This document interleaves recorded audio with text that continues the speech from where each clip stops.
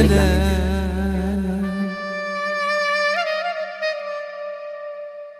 Ya, pemirsa Barai TV, terima kasih Anda masih menyaksikan kami di Kalam Kajian Agama Islam. Kembali lagi kami ingatkan bahwa tema Kalam kali ini yaitu tentang makna dan hakikat takwa. Jadi bagi pemirsa Barai TV yang ingin berinteraktif dengan narasumber yaitu Kang Wahyu Widayana, bisa hubungi kami di line telepon 0254 220044. Iya, kembali lagi nih Kang ke pembahasan lanjutan tadi Kang. Ya. Belum dilanjutkan mengenai fungsi dari takwa itu Ya. sendiri. Dan satu tambahan Kang ya dari saya tuh, ada gak Kang pendapat dari ulama-ulama mengenai definisi takwa itu Oh sendiri? ya. Terima kasih pemirsa Barai TV rahimakumullah. Jadi fungsi takwa yang kedua terkait dengan kehidupan di dunia adalah sebagai pemberi kemudahan. Artinya apa? Dengan takwa yang merupakan sebenarnya adalah hasil daripada melaksanakan perintah Allah menjauhi larangan Allah. Ini kita diberikan kemudahan terutama untuk hal-hal yang baik tentu saja, dan diberikan kesulitan dalam hal-hal yang buruk.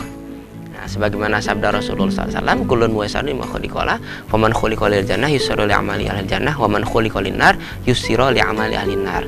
Setiap orang akan dimudahkan untuk apa nanti dia diciptakan.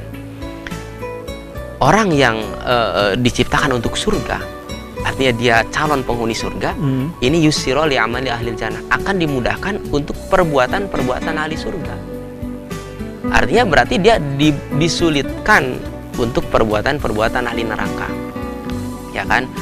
Dia bekerja di tempat yang misalkan unsur haramnya dominan atau ada subhat, bekerja di tempat judi misalkan, ya kan? Walaupun dia hanya sebagai, mohon maaf, misalkan satpam saja, itu kan, tapi kan kecipratan judinya juga kan, melamar ke situ tidak diterima, ya kan? Kalau diterima ya, atau misalkan bekerja di situ ada masalah, dia resign atau apa gitu kan. Artinya di sini oleh Allah dijauhkan, disulitkan untuk perbuatan-perbuatan ahli neraka. Nah, sebaliknya waman khuliqa linnar, barang siapa yang diciptakan untuk neraka, yussiru li amali ahli nar, dia akan dimudahkan untuk perbuatan ahli neraka. Ya kan, mau tarawehan aja susah misalkan. Ya kan, dari rumah udah berangkat tarawih, di tengah jalan ada yang nyamper gitu kan, ngajak, akhirnya ke alun-alun jalan-jalan. Nah, jadi dimudahkan untuk perbuatan ahli neraka, artinya disulitkan untuk perbuatan ahli surga. Nah, takwa ini jadi sebenarnya kita lihat untuk menilai diri kita gampang sebenarnya. Saat ini kita lebih mudah untuk mengerjakan kebaikan atau sebaliknya. Tanpa disadari sebenarnya Kang itu Kang ya. Nah, ada telepon. Tanpa disadari juga ada penelpon ya. Kita sapa dulu nih Kang. Halo, assalamualaikum. Waalaikumsalam. Iya, dengan Bapak siapa Pak? Saudari Wibowo Wibowo, di mana Pak? di Keragilan. Iya, silakan Pak. Mau menanyakan Pak, Ya, silakan. ini mengenai masalah sholat sunnah tarawih Pak ya. Secara matematika apakah bisa dihitung antara yang berjamaah dan tidak berjamaah Pak? Itu aja Pak pertanyaan saya. Ya. Assalamualaikum warahmatullahi wabarakatuh. Waalaikumsalam warahmatullahi wabarakatuh. Terima kasih Bapak Wibowo di Keragilan. Ya, Ya. Kang. Penjelasan seperti apa nih Kang? Jadi memang kalau kita lihat ini Kang Denny ya, pemirsa Barai TV ini memang ya terutama masyarakat Banten sekitarnya ini tampaknya memang kecenderungannya ke fikih ya dominannya. Fikih, ya. Tapi silakan saja permasalahan fikih silakan ditanyakan, karena insya Allah 2 minggu ke depan mungkin saya akan membahas tentang fikih puasa juga ya, hal-hal yang terkait dengan puasa juga. Ini hanya sebagai mukodimah saja ini tentang takwa ini. Nah, pemirsa Barai TV rahimakumullah, sholat tarawih ini pada awalnya adalah sebenarnya Rasulullah SAW tidak menganjurkan secara langsung sholat tarawih itu, karena dalam hadisnya, dalam tarikhnya, dalam sejarahnya, ketika Ramadan yang keberapa itu saya lupa, Rasulullah itu sholat hanya malam pertama dia sholat sendiri. Malam kedua mulai ada yang berjamaah. Malam ketiga semakin banyak yang berjamaah. Malam keempat tidak sholat lagi. Karena kenapa kata Rasulullah? Takut dijadikan ini seakan-akan menjadi wajib nantinya. Nah, inilah cikal bakal sholat tarawih.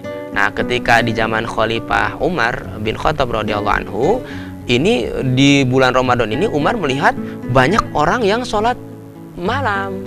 Ya, setelah sholat Isya. Nah, sebenarnya ini perlu diluruskan juga nih. Sholat Isya di zaman Rasulullah sebenarnya utamanya sholat Isya itu adalah sepertiga malam kedua. jadi di atas jam 9. Iya, bukan langsung brek habis habis waktu maghrib atau setelah mega merah habis langsung masuk isya, langsung sholat isya azan, tidak. Bahkan Rasulullah SAW bersabda, laula anasyqa ala ummati la amartuhum bi sholatil isya nisfal lail atau kama qala Rasul. Sekiranya saya tidak ingin memberatkan umat saya, kata Rasul, niscaya saya akan memerintahkan mereka untuk sholat isya di pertengahan malam. Gitu. Nah, jadi sholat tarawih ini taruhlah di atas jam 9 atau jam 10. Nah, ini saya sangat sepakat sebenarnya kalau seperti itu. Tapi ini justru nanti menyulitkan orang Indonesia juga ya, masalah sekarang. Tapi kalau saya pribadi, saya merasa kesulitan kalau sholat taraweh begitu isya langsung sholat, langsung kemudian dilanjutkan taraweh. Kenapa? Ini masih di sini Kang Denny. Makanan itu masih di sini kan. Aduh, jadi apalagi habis buka ya. Nah, bukannya taraweh ini menyenangkan, malah jadi agak-agak ya menurut ini ya saya ini agak-agak memberatkan juga. Nah, jadi pemirsa Baratib rahimakumullah, di sini kemudian ketika Umar radhiyallahu anhu melihat banyak rakyatnya, Umar waktu itu jadi khalifah, ya mengganti Abu Bakar. Nah, banyak masyarakat Islam yang sholat malam, kemudian kata Umar, ini kayaknya bagus ini kalau udahlah digabung aja, diakomodir dikumpulkan, biar enggak si A di sini, si B di sini, sholat ini mencar-mencar gitu kan di Masjid Nabawi itu. Nah, akhirnya dikumpulkan imamnya Ubay bin Ka'ab. Nah, jadi disinilah kemudian Umar melihat, waduh banyak yang berjamaah dan seterusnya, sampai Umar mengatakan ni'matil bid'ah, ini bid'ah yang paling indah ini, bid'ah yang paling bagus ini. Nah, pemirsa Baratib rahimakumullah, sholat sunnah itu ada sholat sunnah yang lebih baik berjamaah, ada yang lebih baik munfarid.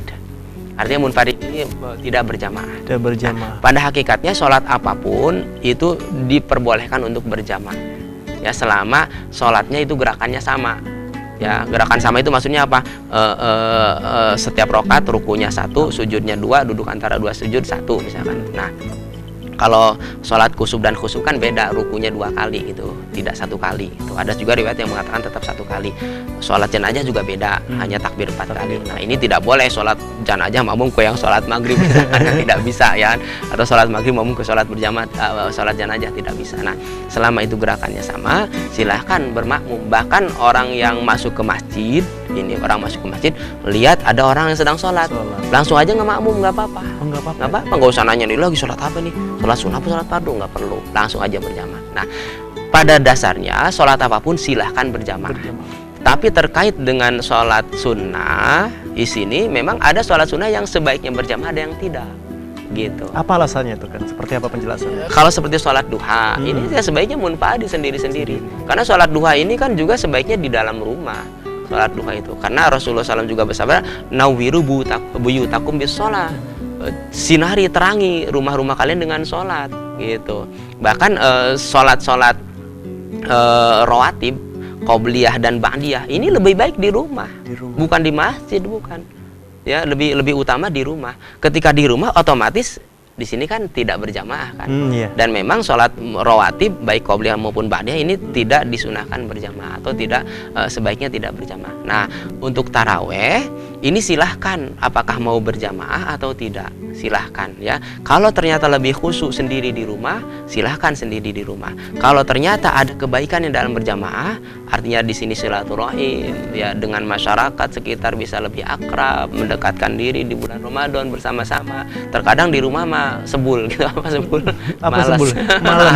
Di rumah mah kan malas, nggak mau sholat taraweh, tapi kalau berjamaah bisalah ke bawah-bawah gitu kan. Nah, di sini kalau misalnya kita selamat dari riya gitu, ikhlas, tetap ikhlas walaupun berjamaah di masjid, lebih baik di masjid. Dan insya Allah sabda Rasulullah SAW, sholatul sholat berjamaah afdalu min sholatil fardhi, lebih baik daripada sholat menyendiri, bisa bin wa isyin darajah, perbandingan 27 derajat, ini bisa terpenuhi kalau niatnya benar.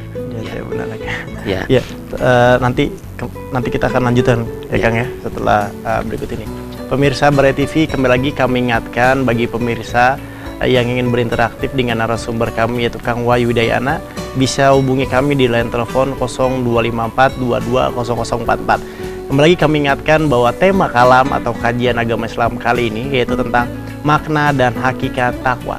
Tapi jangan kemana-mana, karena setelah jeda pariwara berikut ini kami akan segera kembali. Jadi tetap di Kalam Kajian Agama Islam.